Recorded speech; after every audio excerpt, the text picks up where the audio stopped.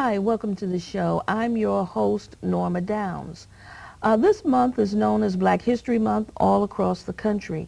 And so we will be meeting a man named Dr. Craig Woodson, who is related to the father of Black history, Dr. Carter G. Woodson. Welcome to the show. Thank you. Now, I understand you are a music educator. Yes, I'm a music educator and ethnomusicologist. Okay. Now, an ethnomusicologist, that sounds like an anthropologist almost. You know, you studied ethnic music, so to speak. Correct. It's music and culture. Okay, music and culture.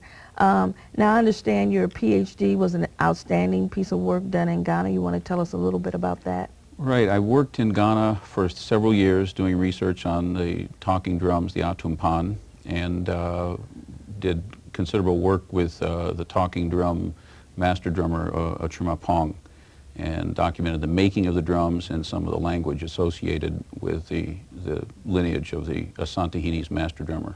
Okay. Now, you spent 7 years there. Did you say 7? Several years. Several years there. Okay. Your work there, when you came back, you mentioned to me earlier you had an interesting discovery upon returning back to the States. I want to ask you a question, though, before we go there.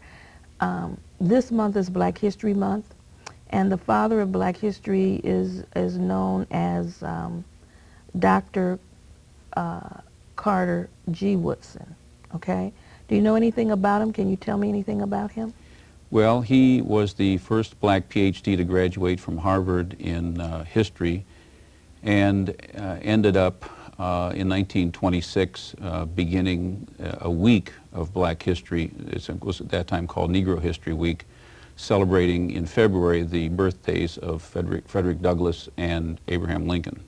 Mm-hmm. And it has since grown to a month, okay? Now, you also discovered you had an interesting connection with Dr. Carter G. Woodson, and that is? Well, when I came back, I saw a stamp that year in 1984, when I came back from Ghana, the stamp celebrating Carter Woodson's association with black history. So I went to my dad, and I knew a bit about Carter Woodson, but I didn't really make too much of a connection to the Woodson family and the white Woodson family, if you will. I went to my dad, and we discussed it, and he took me to the genealogy that's published in 1915 by Henry Morton Woodson, which basically chronicles the white Woodson lineage, and there on the first 3 pages in, it does say that we bought 6 of the first 20 Africans that came to this country in 1620. Mm-hmm. So that was the beginning of many changes in my life. Okay. Now, when you talk of many changes in your life, I think you had some interesting ones. And one was that you orchestrated the descendants of the slave owners, the Woodson slaves, and your family, the slave owners, to come together. And tell us a little bit about that. Well, through a friend of mine, Betty Cox in Los Angeles, a longtime friend and supporter of my work, and we've worked together in many different ways, and she's a music educator as well in African American music. And she introduced me to Edgar Woodson, who's the great-grandnephew of Carter G. Woodson, and he's been recognized over many years through Mayor Bradley and others in Los Angeles in ceremonies recognizing his connection to Carter Woodson.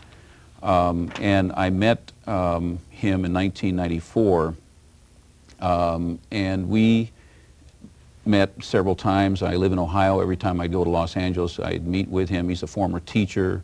His wife, Eileen, is a former principal, so in terms of the educational component, it was extremely interesting. They had traveled around the world several times, been to Africa and so forth, but we had never really gone beyond the discussion point between us to get the families together, and eventually it became a point where this became something that I wanted to do and he wanted to do.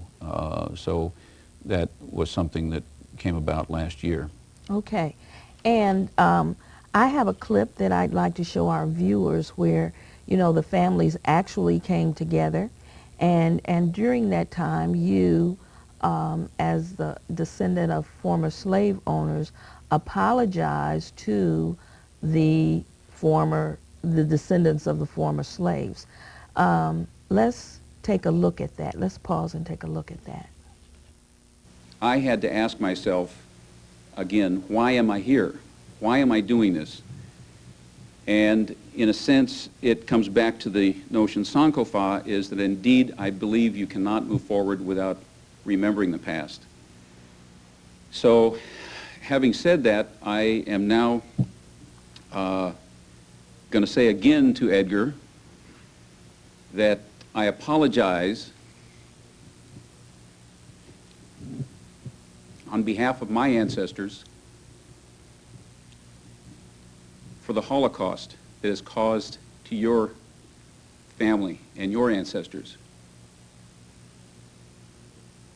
And I ask for your forgiveness. And I want us to move together to commune with each other as human beings.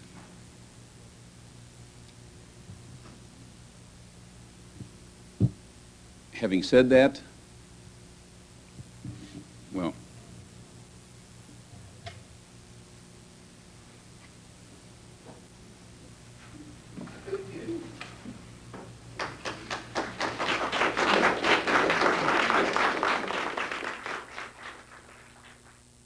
that slavery was a vile, soul-corrupting, soul-killing Holocaust beyond words nobody in this room disagree with.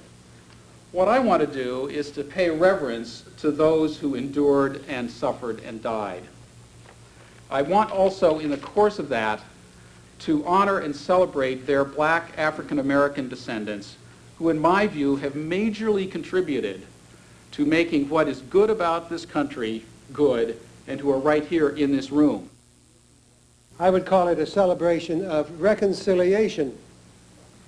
Reconciliation begins with acknowledgement that wrongs have been done. It begins with the feelings of contrition and remorse, which you so beautifully, as well as Lauren, expressed. And then, as in the 12-step program, it goes further to making amends. Making amends is part of the healing process of which with which we are talking today. And making amends begins with meetings like this that bring together all of the participants. We are a microcosm of the world in our various cultures and colors and such. And I so deeply commend you, Craig, for initiating this. Okay, that was kind of really powerful and interesting. What were your expectations after apologizing? What was the significance of apologizing? well, to me, the apology was the beginning of establishing other contacts, other ways of communicating with the general public about this issue. And for us as a family, certainly within the white side, and I know on Edgar's side, that these are issues that are extremely important and very large in this society at this particular time. It has not gone away. Racism is around in so many ways, and I wanted this apology for my part anyway to establish a communication certainly with Edgar, and then to make a statement to the larger community as a whole.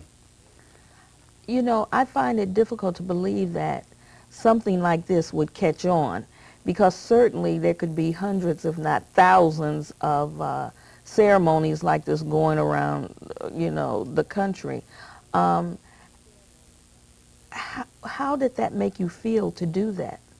And what did your family think about the idea before they, you know, found themselves in that particular venue? Well, I've been associated with African music and African culture for 35 years. And I grew up in a very diverse school in Pasadena. And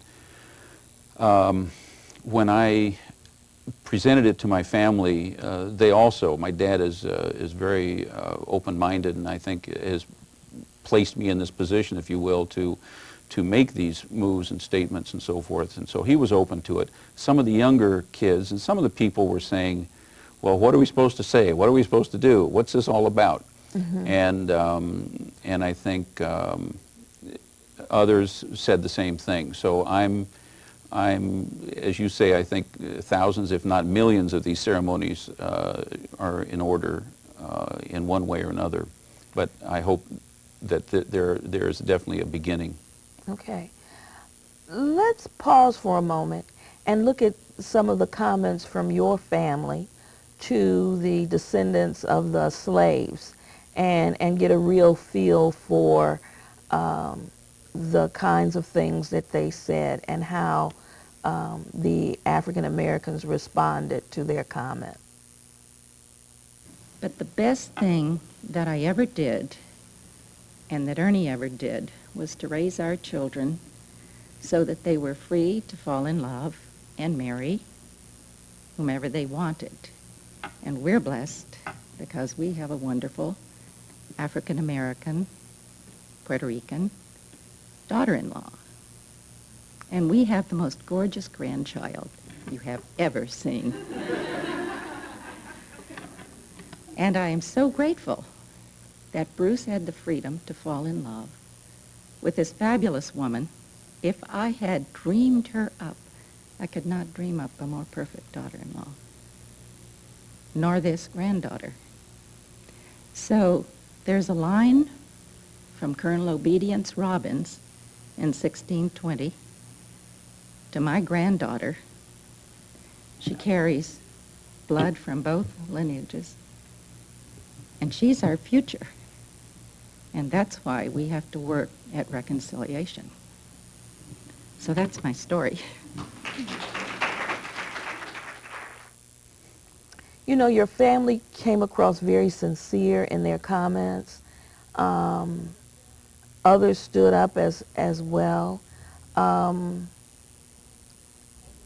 I guess I've had the opportunity to view more of this tape than others. It was a real tearjerker for me. I understand you guys are planning to do this every so often, come together.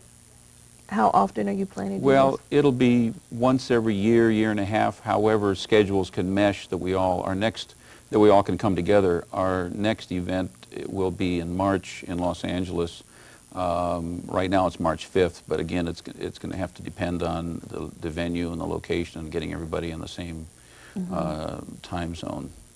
Okay. So I would like to expand it to a national event for our family anyway, and I've been reaching out to people, black and white Woodsons, to find out where this might go. Now, you know, I guess most people heard about this when, or became more familiar with it. I think it's very familiar in the African American community, but we're familiar with it, but we really don't expect apologies from Caucasians, you know, as it relates to slavery. But the story about Thomas Jefferson's family, you know, hit the news media pretty big, and there are people who are in denial and they don't want to believe it and they think that it's not true, and I don't know how the average halfway intelligent person could not believe that these types of atrocities and Holocaust and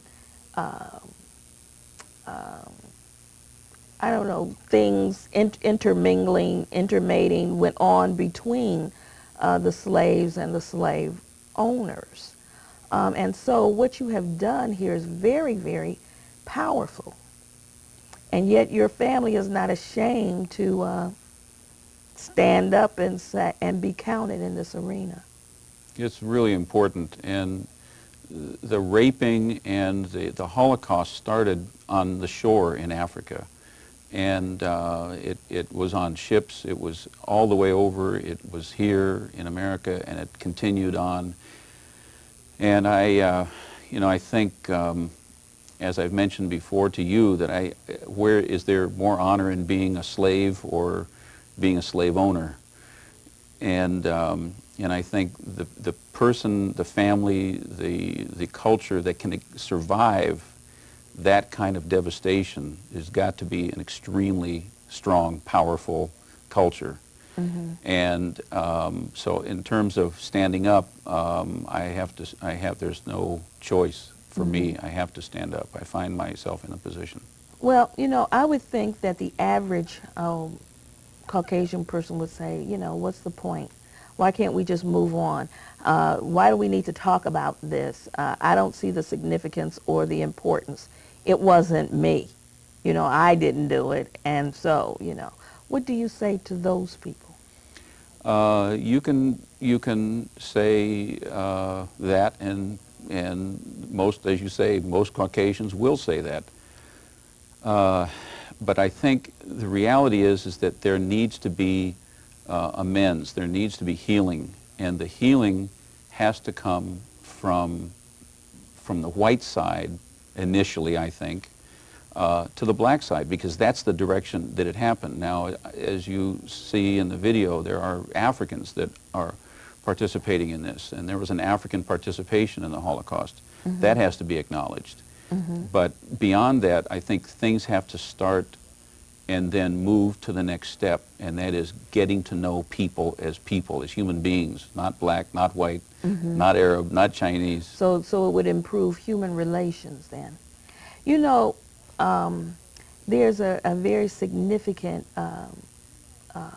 symbolism that white Americans, Africans, and also African Americans use, and that is the Sankofa bird. You want to explain what the Sankofa bird is? Yeah, Sankofa, you can pronounce it either way, but Sankofa in the tree language is 3 words, Sankofa. Mm-hmm. Sanko is don't forget to go, Sanko is go, and fa is to take. So translated loosely, it means you cannot move forward without remembering the past. Mm-hmm.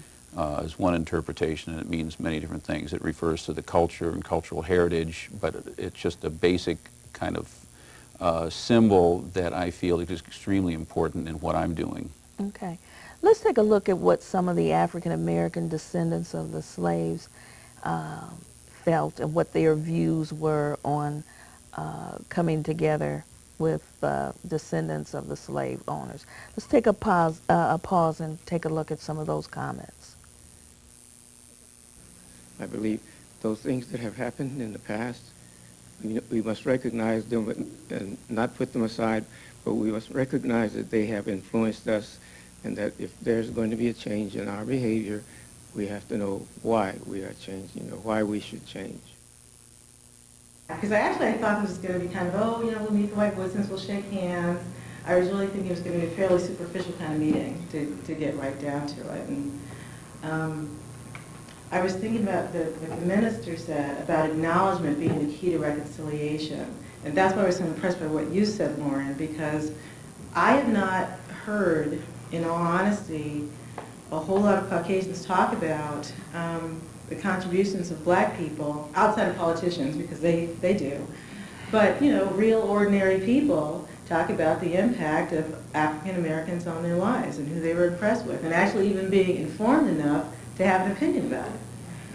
That was a first, and I've been around here for a long time, and I've known quite a few white people in my day, and that was a first, to hear someone who's educated themselves and appreciated that contribution. And the same thing from you, Craig. And like I said, I had expected this to be a fairly superficial kind of thing. We're going to meet and greet and, exchange a tree or something. And then, year after next, maybe we would have another meeting or a dinner. I travel for business a lot. I was thinking, well, maybe I'll call Craig when I'm in Cleveland, or we'll get together or something. But I was very moved by your words, and by your words, Lauren, very moved, very taken by that, and very impressed by it. And I wanted to share that. And this has been more than I than I expected. And I genuinely appreciate your effort. I had heard about other white-black family reconciliation meetings, and I thought, oh, yeah, it's sort of interesting, but are they really talking about the real deal and the real situation and all of that? And your apology was so heartfelt and so moving that, you know, it lifted a little of my cynicism and skepticism on it, and I really appreciate it. And those are my thoughts. I hope we really can meet at least every other year at a minimum, or at least have some kind of ongoing, build some kind of ongoing relationship.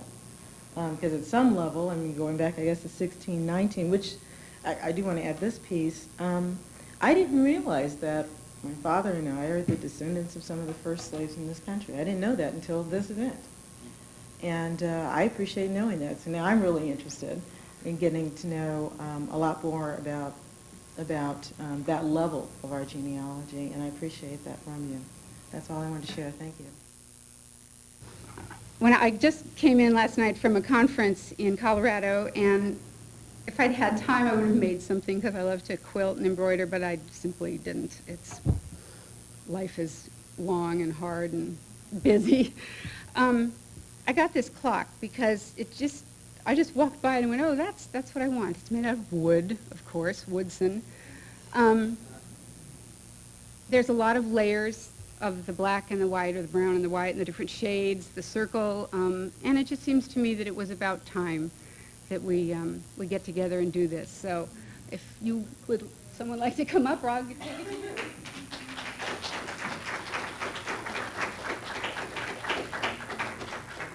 You're welcome. And Sankofa is the African way, and I got these in England, and I wore them today because they're forget-me-nots, and I will give them to you, Bill.